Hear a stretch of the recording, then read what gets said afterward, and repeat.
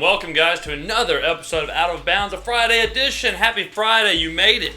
You finally made it. The week is over. The weekend is almost here, and nothing jumpstarts the weekend like Out of Bounds. Thank you guys for tuning in. Before this episode, I just had the realest sandwich I think I've ever had. Triple decker. You know, sometimes you gotta knock back a triple decker. You know, I don't remember the guy's name. Andy Caps, that guy. Remember the sandwich? Dagwood? Is that his name? Remember the sandwiches he used to make? That's what I always go for when I go for the triple decker. But enough of that. Let's get into this thing. All right, we're going to open the show with something that's been a bit of a hot topic as of late. And especially in the past 24, 36 hours. Greg Hardy will play for the Cowboys against the New England Patriots Sunday. The Cowboys. America's team. Quote unquote. Hardy hasn't played since the first week of 2014. Alright, in 2014, he went to court and faced a charge of assaulting his girlfriend. He was found guilty of assault of his then girlfriend, now ex-girlfriend. The Panthers put him on suspension, then they put him on the unable to perform list or whatever, so he has not played since then. He was hit with a 10-game suspension by the NFL, the Shield, but appealed it and wanted to go to a court with a jury. Well, that was all working out, and the girl, the victim, just quit cooperating with anyone, quit showing up, quit giving testimony, quit working with the DA. So they had to throw it out. As a result, Greg Hardy, his suspension went from 10 games to 4 games. Now, the whole reason we're talking about this isn't new news. You know, this isn't like, oh man, I totally forgot Greg Hardy was suspended. Oh man, I totally forgot what he did. It's new news because he, in the locker room 2 days ago, a bunch of media was around him. They asked him a bunch of questions. And all of his responses were the worst possible responses he could have given. It was like a PR firm's completely worst nightmare. Like, wake up in a dream, like cold sweats. That's how much of a nightmare we're talking. Like, I need to put on new boxers because I'm soaking wet from this nightmare. Here's a few quotes. In the locker room, the reporters asked Greg Hardy about his time away, and he quoted and said, quote, "It was the most awesome period of my life," end quote. Then, when asked about a possible rust, getting back on the field for more than a year, what's going to happen, he said, quote, "I hope I come out guns blazing." That particular quote really incensed everyone because the assault charge was for throwing his wife, or his then ex-girlfriend, on a couch full of assault rifles, full of guns. That was the big thing of the whole time, was that he beat his wife, or I keep saying wife, he beat his ex-girlfriend and threw her on a couch full of weapons, full of assault rifles and guns and whatever. So, I hope I come out guns blazing was not the best response at all.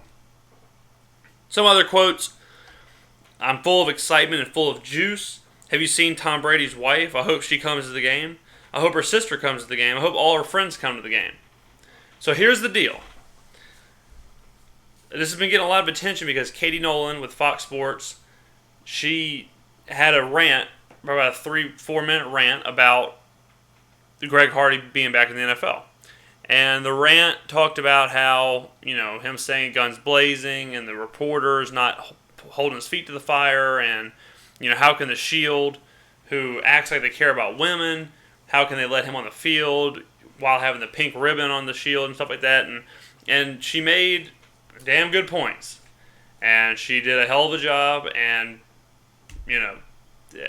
that's part of what, she does, is bring attention to these kind of topics, and that's and it's commendable, and I agree with her.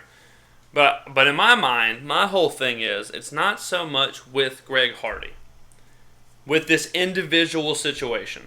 It's more with the NFL having absolutely no control over what they're doing.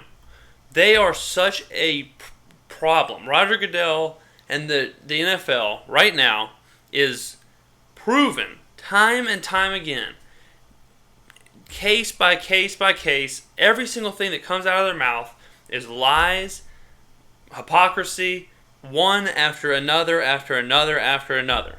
That's bottom line. That's it. It's this Greg Hardy thing. All right, he appeals. He wins his appeal. 4-game suspension. No one says a word. If he doesn't say the guns blazing thing, we don't hear about this until Sunday morning. And yeah, it would be part of the pregame, but just a blip. We heard so much more about Deflategate and all that garbage, which was just a sting attempt or just some weird witch hunt by Roger Goodell and the NFL. If it was up to Goodell, Brady would have been suspended way longer than 4 games like Greg Hardy. And the suspensions, Josh Gordon, wide receiver for the Browns, he was suspended for at least a year because of drugs, because of weed. Justin Blackmon, same deal, wide receiver for the Jaguars. He was suspended for weed and substance abuse. At least a year. Ray Rice, the most famous, a video of him knocking his girlfriend out or his wife out. Originally got a 2-game suspension. Then the video came out. Roger got scared, and now he's out of the NFL. He'll probably never play again. What I've said from Jump Street during the Ray Rice case was Roger Goodell does not care about the women. He does not care about Ray Rice's wife. He cares about that video. If it wasn't for that video, he would have had a 2-game suspension. Ray Rice would be in the NFL, and his career would be the exact same. 2-game suspension. That's nothing. Absolutely nothing. But because a video was out, because the eyes saw the crime and Goodell couldn't defend himself, boom, went back on it and pretty much gave him the death penalty. If you better believe this. If there was a video of Greg Hardy throwing his wife or his girlfriend or his ex-girlfriend or his sister or his mother, any woman, doesn't matter. If he threw any woman, assaulted her, then threw her on a couch full of weapons, guns, you think he would have got a 4-game suspension? You think he would have got a 10-game suspension? He'd be out of the NFL. He'd be gone. That's the problem with the NFL, is that they're handing out these punishments, and I have no idea why. I have no idea what the punishments are, what the guidelines are. Is the guideline give them the littlest amount of punishment possible, unless there's a video or something real bad happens, and then we can really screw them over? I don't get it. I honestly don't understand it. Roger Goodell would have sold whatever's left of his soul to have Tom Brady suspended for Deflategate. Deflategate in a 44-14 game that didn't matter, with no evidence at all. They took away draft picks. They were trying to take away Brady. They took away $1 million from the Patriots. All these things. Greg Hardy, guilty, proven guilty in our courts, which means everything that they said happened, he did. He threw her on that bed full of guns. Did we see it? No. Was there a video? No. Does that mean it didn't happen? No, because they said it did happen. He was guilty. Guilty of it. We don't have a video of Scott Peterson, who murdered his wife and child. Does that mean that he didn't do it? No, he got sentenced to death. Why is the NFL this weird? It's almost like a junior high, like what you would expect little kids. Like, unless they are caught red-handed, then it's no big deal. Turn a blind eye. Unless for some reason their prerogative is to bust the hell out of somebody, like this Tom Brady thing.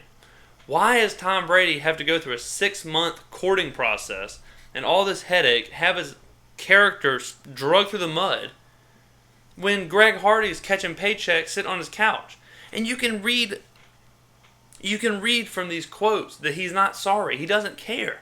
Greg Hardy is a bad person. He's a scum. He's a scumbag. That doesn't change with a suspension.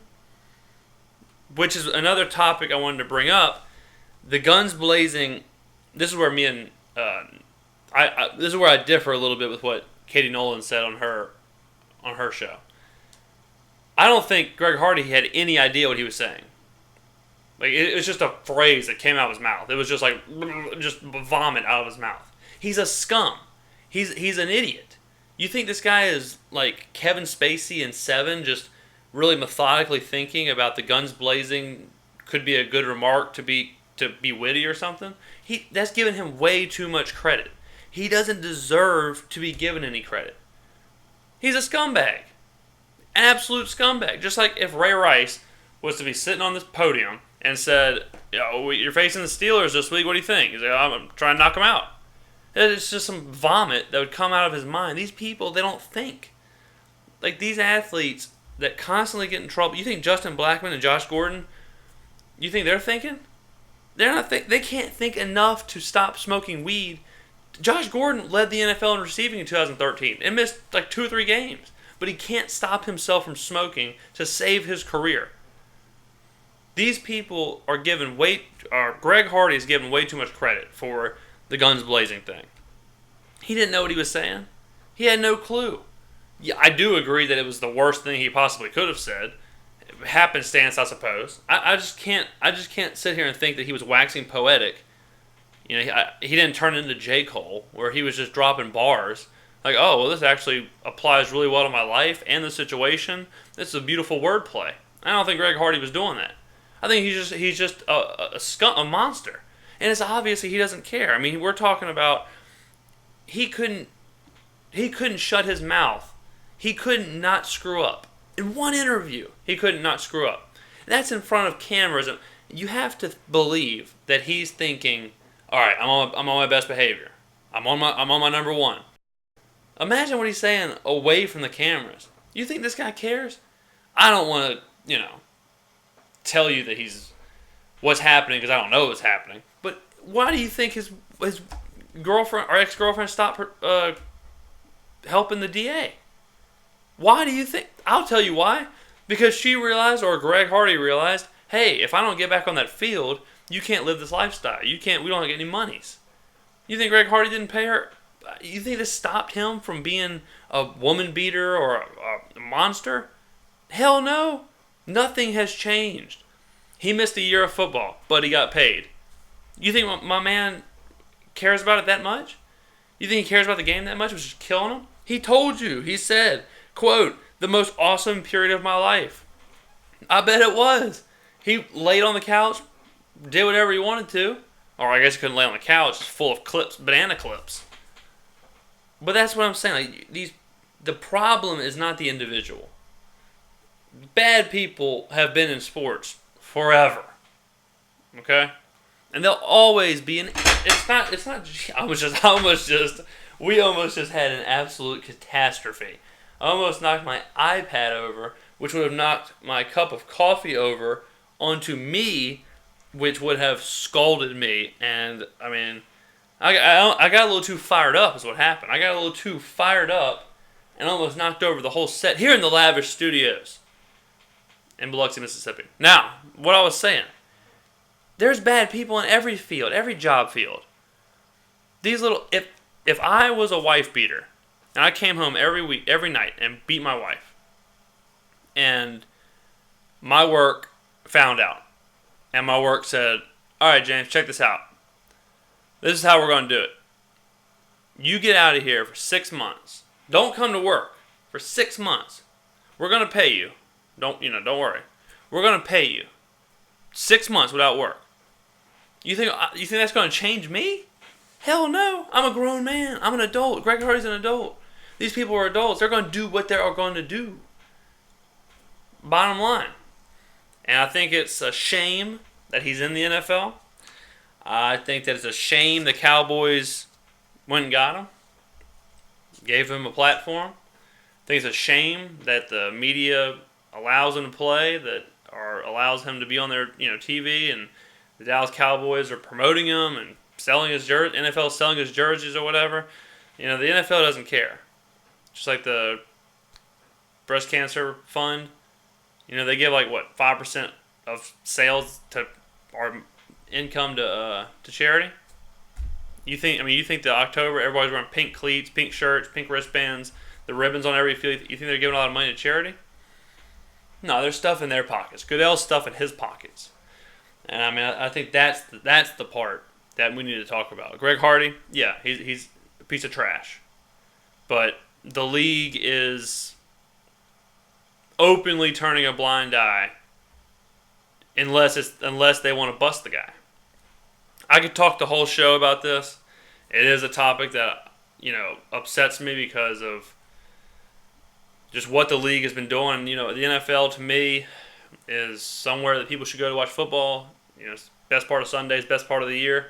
But whenever they're, as crooked as they are, and just as they stain everything, that they do. But we got to get to other topics because we're running up against the clock. We only have 30 minutes to spend with you guys, which I thank you so much for being here on a Friday and spending it with me, whether you're doing it on the simulcast on YouTube, or if you're listening on Audio Mac, or if you've subscribed or downloaded via iTunes, which I hope you wrote a review and rated, just to help your boy out. All right, let's get to the MLS Minute. Scarf's way over there, so we are going to do a Sans Scarf during the MLS Minute. Then I promise to give you my winners, and then we'll talk some Saints, Eagles, and even some soccer. Some international soccer. All right, here we go. The MLS Minute. Play my music, please, sir. The Montreal Impact's road to the playoffs has gotten a little more difficult after a 2-1 loss to the New York Red Bulls. Goals from Lloyd Sam and Sasha Kljestan trumped the lone Impact goal from Didier Drogba. There was a little bit of scuffles going on in that game. Drogba was doing a little gamesmanship, and the Red Bulls didn't take too kindly to that. In my opinion, I'd let Drogba do whatever he wanted. If he wants to do something on that field, I'm just going to shake his hand. The Red Bull players are lucky to share the pitch as Didier Drogba. In the night game, the Vancouver Whitecaps and FC Dallas played to a 0-0 draw that literally put me to sleep. It's the last thing I watched before I fell asleep, and it made it oh so easy. I didn't even have to hit the quill or the bennies. Anyways, the draw clinched a playoff spot for the Whitecaps and moved FC Dallas into first place in the West over the LA Galaxy. And that's it. That's the MLS Minute. Short. That might have actually been a minute. That might be the first MLS Minute that we did in a minute. Now, it's time for winners. It is time for the winners. If you don't know, then I'm the hottest gambler on earth. The hottest gambler on the face of the planet. My record withstanding, let me pull it up here in my notebook. In college, on the year, I'm 10-7, 6-1 in the past 2 weeks. The NFL, 15-6. The first week I went 3-3. 3 consecutive weeks after, 4-1, 4-1, 4-1. Mess with the boy. Admittedly, I'm not very confident in these picks. The games are... The teams are weird. Like, the matchups are kind of weird. It's not good. The numbers aren't good. Sometimes Vegas puts you in a bad spot. Might be a week for teasers. I don't know. But I do have picks for you. But I warned you, I'm very unsure of these picks. College first. This shows you how unsure I am. First game, I'm taking Baylor minus 45. That's right, minus 45 against Kansas. Kansas is probably the worst team in football. They're easily one of the top 5 worst programs in football. My only question is if Baylor will push on the gas that much. I mean, beating somebody by 45 is not easy. I went to Southern Miss. I watched them when they went 1-22 or whatever it was. Losing by 45 is not easy. All right, really bad teams can luck up and not lose by 45. But I think Baylor will beat Kansas by 45, and the other lines are just not very good. Like, I'd rather put my money on a team like Baylor against a team like Kansas than trying to figure something else out. So that's one pick. Number 2, Oklahoma minus 17 against Texas. What can I say? I went back to the well. Betting against Texas has become one of my favorite hobbies. And it seems to always pay off. Now, I understand this is the Red River Shootout. It is a rivalry game. Sometimes rivalry games can get teams closer. Just like divisional games in the NFL, sometimes the teams play a little closer. There's a lot more into it. A lot more pressure and whatever. But just Oklahoma's a good team, and Texas is a disaster. So in this game, I'm hoping that the pressure mounts on these kids from Texas who are already feeling the pressure by boosters and other people on campus and other people, just around the city. They hear it on the radio, they see the billboards, they read the comments, they get the tweets, all that stuff. So I'm hoping the lining up against Oklahoma crumbles Texas and lifts Oklahoma. But this game, I wish I would have got it. It opened at 13, which feels like a trap, to be honest. But it moved to 17, which is awful, awful, awful time to get on it. I wish we could have got on it at 13. 17 might be a little too much, but what do I say? It's not a trap if you know it's a trap. Oklahoma minus 17 next. I've given y'all some crazy lines. Maybe I've hit my moment. I've hit my moment. I've got too much going on. I got too many wins under my belt, and I start taking these crazy lines. Because the last pick I have for y'all in college. How about this number? Missouri, Florida, under 39.5. I could not believe it when I saw it. 39.5 is like when you would see 1996 NFL games. I mean, last week, Texas Tech and Baylor went to like 109 or something, or more than that, probably 115. And now we got an SEC game of Florida and Missouri of under 39.5. Here's the deal. I almost took Missouri, but the line's close. It's like 4.5. This is the letdown game. I talk about this all the time. We hit it with Arkansas. We hit it with Vanderbilt with the Ole Miss thing. When the team comes off of a huge win, like Florida came off with Ole Miss, they struggle in the next game because they were so mentally worn out. They're so physically worn out. It's hard for them to turn around. I mean, you got to think. Like they beat Ole Miss Saturday, right? Highest of highs. Monday, they had to be back at practice focusing on Missouri. You know those kids were talking about the Ole Miss game all week. They were probably just reminiscing at lunch or thinking about a catch they had or thinking about a tackle they had.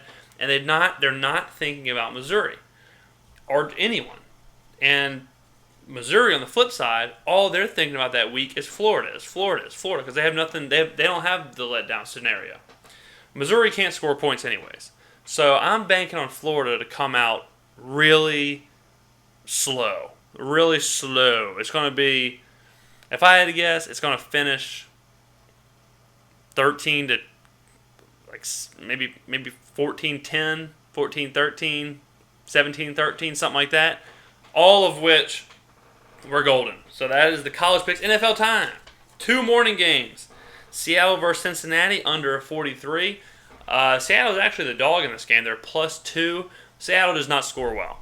You saw that against the Lions. They just don't, without Marshawn Lynch, who might not play, whatever, they don't move the ball well at all. Even with Lynch, they're not a scoring juggernaut. Most of their points in the games they score 30, 40 points are defensive or special teams. Cincinnati, same thing. Cincinnati, I think that Seattle is going to stifle A.J. Green, people like that, which makes them very non-existent on offense. So I think it could be a defensive struggle. 43, I'll take it.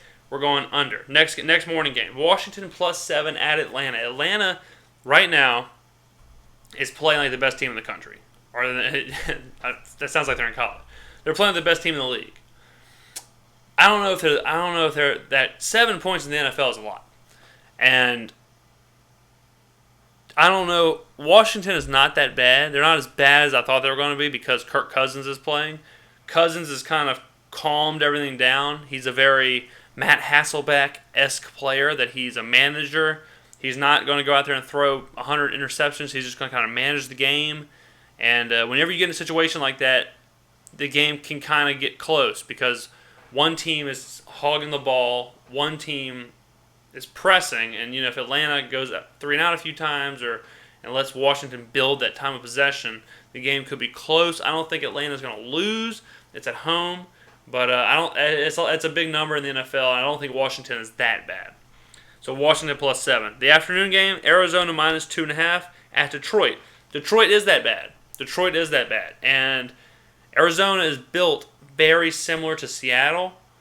Their defense is built around the secondary, and the only thing is their offense is better. So I think Arizona is going to play Detroit like Seattle did, but I think Arizona is going to score more points. They're a better offensive team.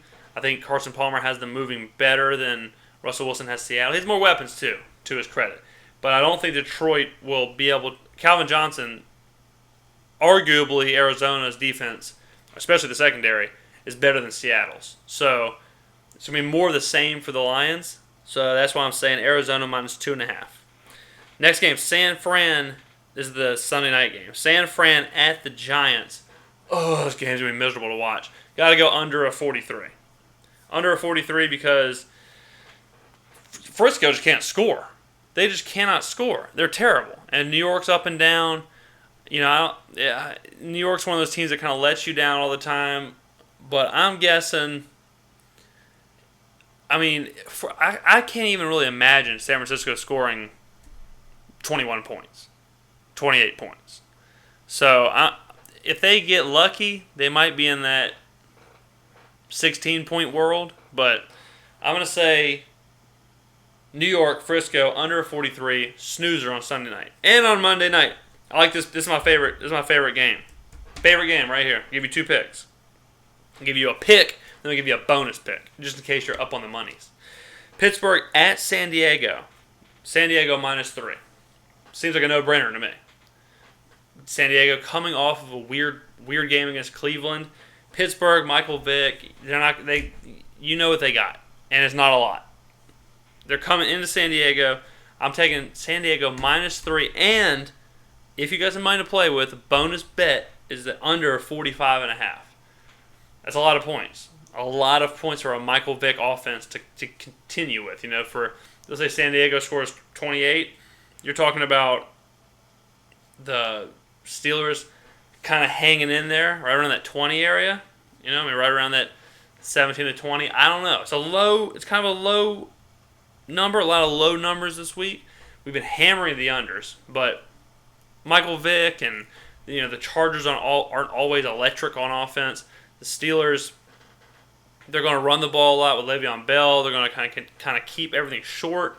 The only thing you got to worry about here is Michael Vick turning the ball over. That's it. That's all you got to worry about, which definitely could happen. But that is my picks.